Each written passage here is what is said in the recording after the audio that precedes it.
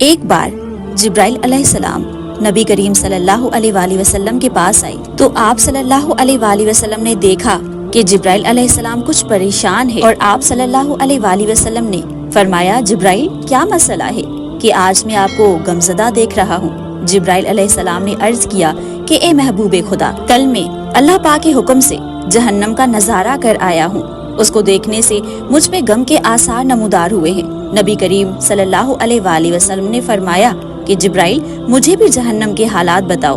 جبرائیل علیہ السلام نے عرض کی جہنم کے کل 7 درجے ہیں، ان میں سے جو سب سے نیچے والا درجہ ہے اللہ اس میں منافقوں کو رکھے گا، اور اسے اوپر والے 6 درجے میں اللہ تعالیٰ مشرک لوگوں کو ڈالے گا، اس سے اوپر 5ویں درجے میں اللہ سورج اور چاند کی پوجا کرنے والوں کو ڈالیں گے، اور 4تھے درجے میں اللہ پاک آتش پرست لوگوں کو ڈالیں گے، تیسرے درجے میں اللہ پاک یہودیوں کو ڈالیں گے، اور دوسرے درجے میں اللہ تعالیٰ عیسائیوں کو ڈالیں گے۔ یہ کہہ کر جبرائیل علیہ السلام خاموش ہو گئے تو نبی کریم صلی اللہ علیہ وآلہ وسلم نے پوچھا کہ جبرائیل آپ خاموش کیوں ہو گئے؟ مجھے بتاؤ کہ پہلے درجے میں کون ہوگا؟ جبرائیل علیہ السلام نے عرض کیا کہ اے اللہ کے رسول، پہلے درجے میں اللہ پاک آپ کی امت کے گنہگاروں کو ڈالیں گے، جس پر نبی کریم صلی اللہ علیہ وآلہ وسلم نے یہ سن کر میری امت کو بھی جہنم میں ڈالا جائے گا تو آپ بے حد غمگین ہوئے، اور آپ نے اللہ کے حضور دعائیں کرنا شروع کی، اور 3 دن ایسے گزرے کہ اللہ کے محبوب مسجد میں نماز پڑھنے کے لیے تشریف لاتے، نماز پڑھ کر حجرے میں تشریف لے جاتے، اور دروازہ بند کر کے اللہ کے حضور رو رو کر فریاد کرتے۔ صحابہ حیران تھے کہ نبی کریم صلی اللہ علیہ وآلہ وسلم پہ یہ کیسی کیفیت طاری ہوئی ہے، مسجد سے حجرے کی جانب جاتے ہیں اور گھر بھی تشریف لے کر نہیں جاتے۔ جب تیسرا دن ہوا تو سیدنا ابو بکر رضی اللہ تعالیٰ عنہ سے رہا نہیں گیا، اور وہ دروازے پر آئے، دستک دی اور سلام کیا، لیکن سلام کا جواب نہیں آیا۔ آپ روتے ہوئے سیدنا عمر کے پاس آئے اور فرمایا کہ میں نے سلام کیا لیکن سلام کا جواب نہ پایا، لہٰذا آپ جائیں، آپ کو ہو سکتا ہے سلام کا جواب مل جائے۔ آپ گئے تو آپ نے 3 بار سلام کیا لیکن جواب نہ آیا۔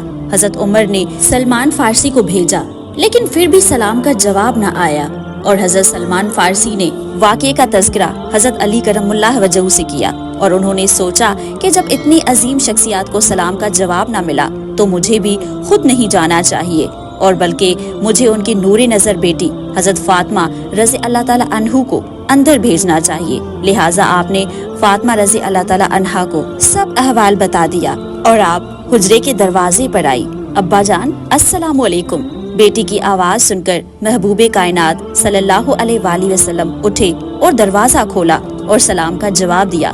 ابا جان آپ پر کیا کیفیت ہے کہ 3 دن سے آپ یہاں تشریف فرما ہے؟ نبی کریم صلی اللہ علیہ وآلہ وسلم نے فرمایا کہ جبرائیل نے مجھے آگاہ کیا ہے کہ میری امت بھی جہنم میں جائے گی۔ فاطمہ بی بی مجھے اپنی امت کے گنہگاروں کا غم کھائے جا رہا ہے، اور میں اپنے مالک سے دعا کر رہا ہوں کہ اللہ ان کو معاف کرے اور جہنم سے بری کرے۔ یہ کہہ کر آپ پھر سجدے میں چلے گئے اور رونا شروع کیا، یا اللہ میری امت، یا اللہ میری امت کے گنہگاروں پہ رحم کر، ان کو جہنم سے آزاد کر۔ کہ اتنے میں حکم آ گیا، اے میرے محبوب غم نہ کر، میں تم کو اتنا عطا کروں گا کہ آپ راضی ہو جائیں گے۔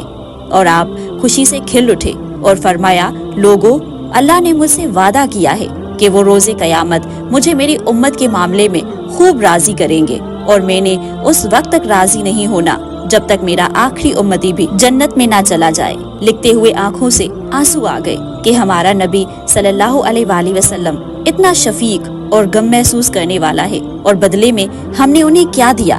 آپ سے عاجزانہ اپیل ہے کہ لا حاصل اور بے مقصد پوسٹز ہم روز شیئر کرتے ہیں، آج اپنے نبی کریم صلی اللہ علیہ وآلہ وسلم کی رحمت کا یہ پہلو کیوں نہ شیئر کریں؟ آئیے ایک ایک کر کے اپنا حصہ ڈالیں، اور کیا پتا کون گنہگار پڑھ کر راہ راست پر آ جائے۔ اور ہم امید کرتے ہیں آج کی ویڈیو آپ کو ضرور اچھی لگی ہوگی۔ اگر ایسا ہے تو ہماری ویڈیو کو لائک کریں، ہمارے چینل صدرا کے ساتھ کو سبسکرائب کریں، اور یہ ویڈیو اپنے کانٹیکٹ لسٹ میں سے کسی ایک انسان کو ضرور شیئر کریں۔ اپنے بچوں کا خیال رکھیے، ہمیں اپنی دعا میں یاد رکھیے۔ جزاک اللہ خیر۔